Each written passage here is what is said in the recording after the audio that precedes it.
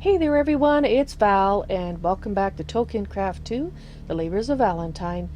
Today's end of the day tour has a few interesting things to show you.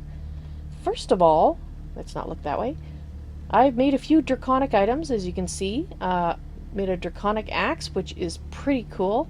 In fact, I'll go up and I'll show you how it works. We made ourselves a draconic pickaxe and a draconic sword. We're working on a quest line. If I can find my thing, which is right here. And as you can see, where we got those three done, the draconic shovel and the draconic hoe still need to be done.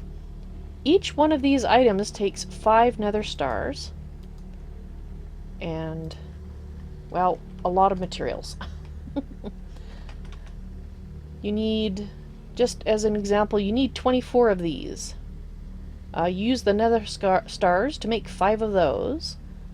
And, but yeah, you need 24 of these to make one item. And those, that means 24 diamonds per item. Was it 92 draconium ingots? Yeah, 92 gold. Lots of resources. But they are cool. They are so cool. In fact, I wonder if we have enough guests here to demonstrate the sword. Now, I used to take, yeah, we do. I used to take a couple of hits to kill these guys. As you can see, they just all drop dead. It's wonderful. And I don't think I have enough wither skulls to actually demonstrate it working on a wither, but maybe... Oh, we do. Excellent. Let's do that. Let's demonstrate that. I have this all nicely set up now. 1, 2, 3, 4. So that you can just come here, and this is open to anybody on the server. They're welcome to use the wither processing facility here. Come up, go around, go here and put down the heads.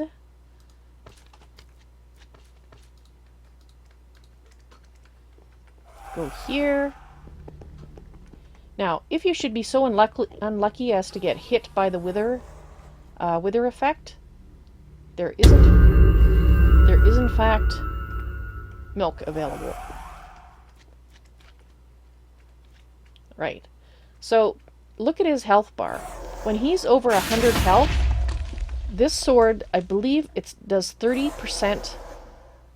So it's going to, well, you can see. Once it gets below 100, then it does the damage that's on the sword. So that's pretty insane. Yeah, so basically 4 hits once it's under 100. Pretty much. 5 hits maybe, since there is a range. And that works wonderfully. There we go. Another star. Cool. Okay, so this, it's a little tougher for me to demonstrate this. I'll just talk you through it. If you notice, the gem is orange in the center top of the pick. If you shift right click, it's now in 3x3 mode and it turns blue. You can also cycle through 5x5 and 7x7 mode. Can you imagine mining with this? It is awesome. It takes no time at all to mine an entire skystone meteorite. Took maybe, what, 10 minutes total to get the bulk of the meteorite, and then it took another 15 to get the individual pieces lying around. But yeah, that's a lot better than about the hour and a half I took to do another meteorite the same size. Now, it does have another feature which you have to be careful with. If you right-click on it, right-click to toggle obliteration mode. Obliteration mode destroys low-value blocks.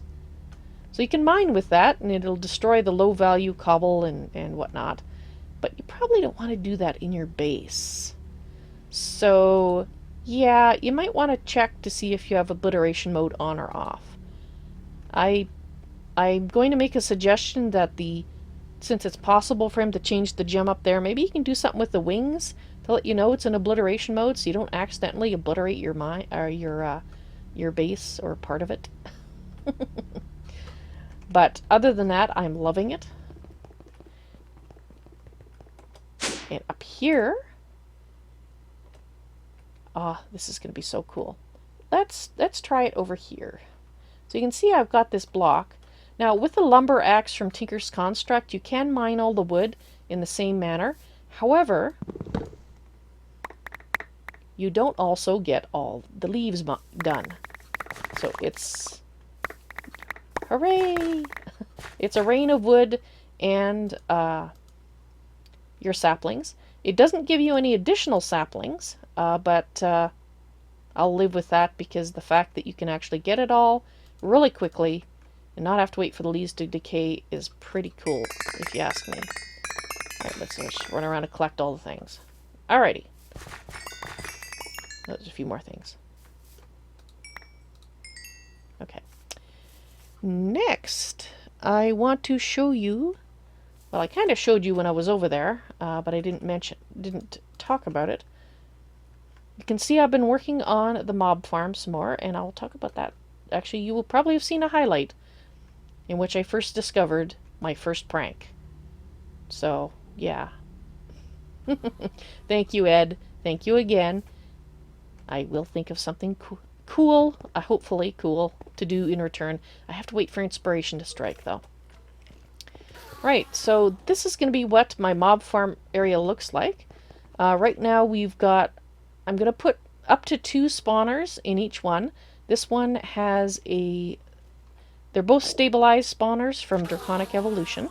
The Enderman one is a tier 2, and which means I've applied a wyvern core to it.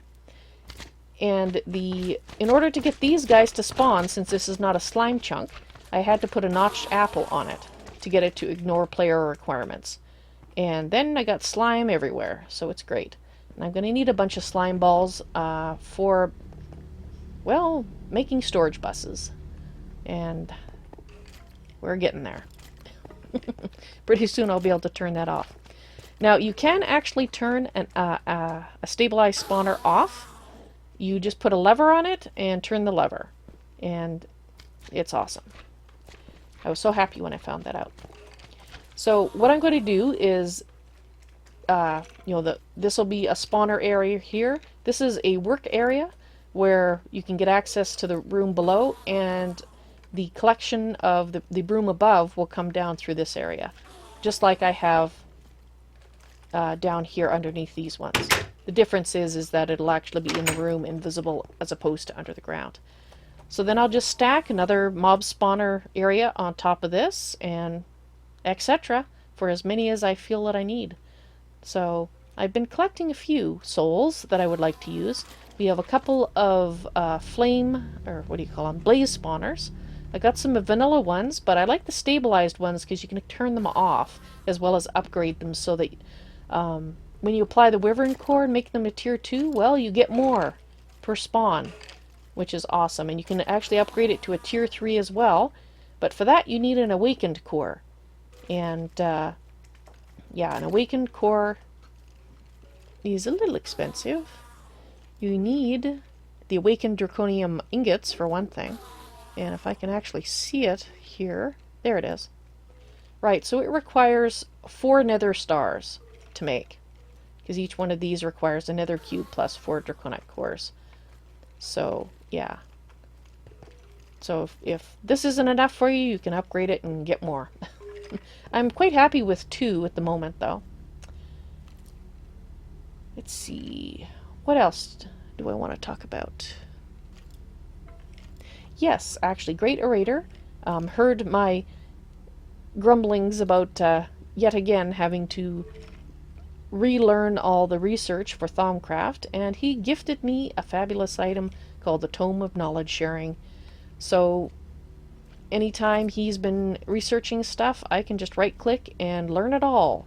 The only thing I still have to do myself is research all the basic aspects, all 52 of them, by scanning all the things, but I can do that. The rest of it is already done courtesy of Great Orator, and I thank him very much, because I've done the scanning so many times, I really, really am tired of it. Ah. Oh, and the basement walls. You may have noticed that I did put in the basement walls. The basement roof won't be done until I do the floor upstairs, which is coming shortly. In fact, I may even work on it in the near future. Next time you see it, it might actually be done. We'll see. Okay, I think that's it. I mean, I've added a few more of these to sort stuff, but that's pretty mundane. Yeah, I have got a few mob souls. I've been storing them in here. All 83 of these I have gotten with my Wyvern sword, actually. The Draconic sword will be doing the same thing, but I don't know if the rate of it changes at all. It may very well not. Yeah, that's something I've got to work on too. I've got to make... The next layer up is going to have wisps spawning because, well, to work on my AE system for the AE quest for this, because I did work on this some today, besides the Draconic stuff. I won all the things, so I got myself all the way to here. Which means, oops, which means I made that one, the 64K ME storage, and why do I keep escaping out? Back, there we go. Ultimate storage, I did the fluid one, but the Thaumcraft one, that's the one I may need to make Salus Mundus for, and collect 150 essence, which is why I needed the Wisp Soul. Yeah. That'll be done very, very soon because I want all of this to be connected to my AE system. All the things, must see them. Alright, well, I think that's everything. I have caught up with my end of the day tour. I'm sorry I didn't have one from last night, but there was I think it was an internet issue, it wasn't the server, but I got disconnected and right at the time I was about to do the tour, and, well, it didn't happen. So that's why I'm covering a little extra today.